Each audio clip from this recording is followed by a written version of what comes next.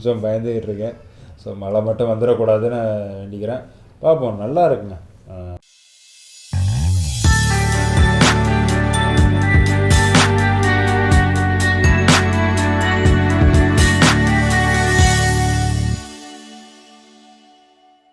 கிளைமேட்டை பற்றிலாம் குறை சொல்ல முடியாது, அவ்வளோ சூப்பராக இருக்குது.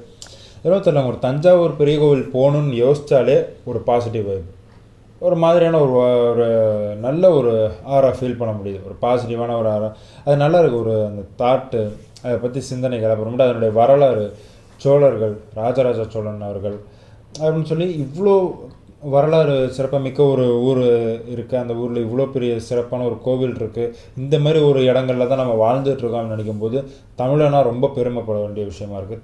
எங்கே போனாலுமே தமிழை நினச்சி பெருமைப்படலாம், தமிழனாக இருக்கிறத நினச்சும் நம்ம பெருமைப்படலாம். வீழ்வது நாமாக இருந்தாலும் வாழ்வது தமிழாக இருக்க வேண்டும்னு சொல்கிற மாதிரி எப்பவுமே தமிழை போற்றுவோம். தமிழை இன்னும் நிறைய இடத்துக்கு கொண்டு போய் சேர்ப்போம். ஸோ அப்புறம் கிரவுண்ட் கிளியரன்ஸ், இப்போ ஸ்பீட் பிரேக்கர் தாண்டி தான் வந்தோம். கிரவுண்ட் கிளியரன்ஸை பற்றி சொல்கிறேன். ஒரு துளி லெவல் கூட நான் அந்த கிரவுண்ட் கிளியரன்ஸை பற்றிலாம் யோசிக்கவே தேவையில்லை. எவ்வளோ பெரிய பாட்டோல்ஸாக இருந்தாலும் சரி, இல்லை எவ்வளோ மோசமான ரோடாக இருந்தாலும் சரி, அசால்ட்டாக அடிச்சுன்னு வந்து நம்ம பாட்டுக்கு போயிட்டே இருக்கலாம். அவ்வளோ அருமையாக இருந்துச்சு. அண்ட் கல்லணை இப்போ புதுசாக கட்டின பாலங்க, அது புதுசாக கட்டி அந்த தஞ்சாவூர் கும்பகோணம் ரோட்டை கனெக்ட் பண்ணுறதுக்காக அந்த பாலம் கட்டியிருக்காங்க. சூப்பராக இருக்குது. இந்த பாலம் நல்லா இப்போ தான் ரீசெண்டாக திறந்துருக்காங்க. நல்லாயிருக்கு, ஒரு பார்க்கவே ஒரு அருமையாக இருக்குது. இந்த சிறு கல்லணை டேமு கரிகால சோழன் கட்டினது. ஸோ பாருங்கள், நம்ம போகிறது ஃபுல்லாகவே சோழர்கள் கட்டி வச்சது, சோழர்களால் உருவான ஒரு சிறப்புமிக்க இடங்களை தாண்டியே நம்ம ட்ராவல் பண்ணிகிட்ருக்கோம். இது கரிகால சோழன் கட்டினது, அங்கே இருக்கிறது ராஜராஜ சோழன் கட்டினது. ஸோ அப்படியே இந்த மாதிரி கார்னர்லலாம் அப்படியே பெண்ட் பண்ணுறப்ப ஒரு ஃபுல் அண்ட் ஃபுல் கான்ஃபிடென்ட் கிடைக்குது. ஏன் அப்படின்னா இதனுடைய டயர்ஸு சிஎட் டயர் தான் கொடுத்துருக்காங்க. இதுக்கு முன்னாடி 2018 லான்ச் பண்ணப்போ 2018, 19, 20 இந்த 3 வருஷத்தில் வந்தவங்களுக்குலாம் பெரலி டயர்ஸ் கொடுத்தாங்க. இப்போ 21லேருந்து 22 இந்த ரேஞ்சில் சிஎட் டயர்ஸ் கொடுக்க ஆரம்பிச்சிட்டாங்க. ஏன்னா அது எம்ஆர்எஃப் பெரலி டயர்ஸ், இது சிஎட் பெரலி டயர்ஸ் அந்த மாதிரி கொடுக்க ஆரம்பிச்சிட்டாங்க. சிஎட் டயர்ஸ் கொடுக்க ஆரம்பிச்சிட்டாங்க. ஸோ ஒரு 130 mm ப்ரொஃபைல், 130 mm ப்ரொஃபைலு, ஒரு 55 mm, அப்புறம் 18 inch அலாய்வெல்ஸு. ஸோ நமக்கு அவ்வளோ கம்ஃபர்டபுளாக இருக்குது. கார்னரிங் பண்ணுறப்பெல்லாம் நம்ம யோசிக்கவே வேணாம், அசால்ட்டாக நம்ம இந்த படுத்து எழுந்திரிக்கலாமாங்கள்ல, அந்தளவுக்கு நம்ம படுத்து எழுந்திரிக்கணும். ஆனால் ரொம்ப படுத்துடாதீங்க, அவ்வளோதான், ஒரே தான் படுத்துருவோம். அதனால் ஜாக்கிரதையாக தான் போகணும். சேஃபாக ரைட் பண்ணுங்கள். ஏன்னா ரைட் பண்ணுறப்ப நமக்கும் எதுவும் ஆயிடக்கூடாது, நம்ம வண்டிக்கு எதுவும் ஆயிடக்கூடாது, நமக்கு ஆப்போசிட்டில் வரவங்களுக்கு எதுவுமே ஆயிடக்கூடாது. ஸோ எல்லாருமே சேஃபாக இருக்குன்னு நினச்சி சேஃபாக ட்ரைவ் பண்ணால் எல்லாருக்குமே நல்லது. ஸோ அப்புறம் நான் சொன்னேன்ல, அந்த ஸ்டிஃபர் சஸ்பென்ஷனுக்கான ஒரு பெஸ்ட் எக்ஸாம்பிள் இந்த ரோடு. ஒரு சின்ன ஒரு பாட் ஹோல்ஸ் வருது. ஆனால் நம்ம ஒரு 80 தாண்டிட்டோம் அப்படின்னா அந்த எதுவுமே நமக்கு தெரியல. 80 தாண்டிட்டோம்னா நமக்கு எதுவுமே தெரில, எந்த ஒரு பாட் ஹோல்ஸுமே தெரில.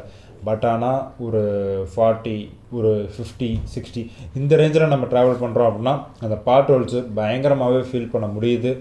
ஒரு டக்குன்னு ஒரு மாதிரி தூக்கி போகிற மாதிரி தான் இருக்கும். ஆனால் அது ஒரு பெரிய டிஸ்அட்வான்டேஜ்னு சொல்லிட முடியாது. இன்னும் கொஞ்சம் பெஸ்ட்டாக பண்ணியிருக்கலாம் தானே தவிர, அந்த ஸ்டிஃபர் சஸ்பென்ஷன் ரொம்ப அப்படியே ஆடாக இருக்குது, இது ஓவராக பேக் பெயின் உண்டாக்குது அப்படிங்கிறதெல்லாம் கிடையாது. கரெக்டாக தான், நல்லா தான் இருக்குது. பட் இன்னும் கொஞ்சம் நல்லா பண்ணியிருக்கலாம் அப்படிங்கிறது தான் ஒரே ஒரு கருத்து. வேறு என்ன சொல்கிறது,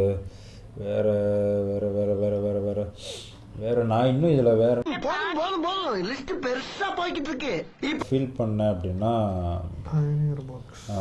இன்ஸ்ட்ருமெண்ட் கிளஸ்டரில் அவுடேட்டடாக இருக்குது கியர் இண்டிகேட்டர், அப்புறமேட்டு இது கொடுத்துருக்கலாம் அப்படின்னு ஃபீல் பண்ணேன். அப்புறமேட்டு எல்லாருமே கேட்டாங்க, என்னடா ஹிமாலயன்லேயே ட்ரிப்பர் நேவிகேஷன் வருது, இதில் ட்ரிப்பர் நேவிகேஷன் இல்லைன்னு.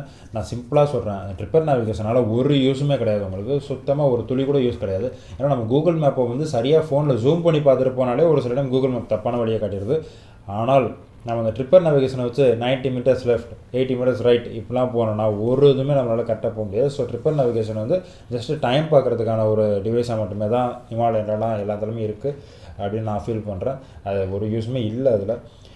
அப்புறமேட்டு இன்னொரு விஷயம் மெயினாக இது கொடுத்துருக்காங்க. என்னடா இதுக்கு முன்னாடி இருக்கிற ஹிமாலயனில் இது இருக்குது, மீட்டிஆரில் இருக்குது, இப்போ ஹண்டரில் கூட இருக்குது, நம்ம இதில் இல்லையே அப்படின்ற ஒரு ஃபீலிங் ரொம்பவே இருந்துச்சு. அது என்ன அப்படின்னா, பார்க்கிங் ஹசார்ட் லைட் கொடுத்துருக்கலாம். பார்க்கிங் ஹசார்ட் கொடுக்காதது ஒரு மைனஸாக தான் இருக்குது. பார்க்கிங் ஹசார்ட் கொடுத்துருக்கலாம். ஏன்னா ஒரு ஐஆர்சிசியான பைக்ஸு ப்ளஸ் வித்து வைஸ் பார்க்கணுன்னா ரொம்பவே லாங்கான ஒரு வித்தாக இருக்குது. ஸோ ஒன்ஸ் நம்ம ஹைவேஸில் நம்ம சைடில் நிப்பாட்டியிருக்கோம் அப்படின்னா, இல்லை இந்த மாதிரி ஒரு சின்ன சின்ன ரோட்லலாம் இப்போ சைடில் நிப்பாட்டியிருக்கோம் அப்படின்னா, நம்ம நிற்கிறோங்கிறதுக்கு இண்டிகேட்டர் போட்டால் மட்டும் தான் தெரியுது. இப்போ நம்ம சப்போஸ் நம்ம வித்துங்கிறது அதிகம், ஸோ நம்ம வித்து அதிகமாக இருக்குன்றப்ப நம்ம வந்து அந்த பார்க்கிங் சார் கொடுத்துருந்தாங்கன்னா, ஓகே இந்த லெவலில் ஒரு பைக் நிற்கிது அப்படின்ற ஒரு வெளிச்சத்தில் கவர் ஆகும். ஸோ அந்த ஒரு விஷயம் வந்து பார்த்து தான் போகணும்.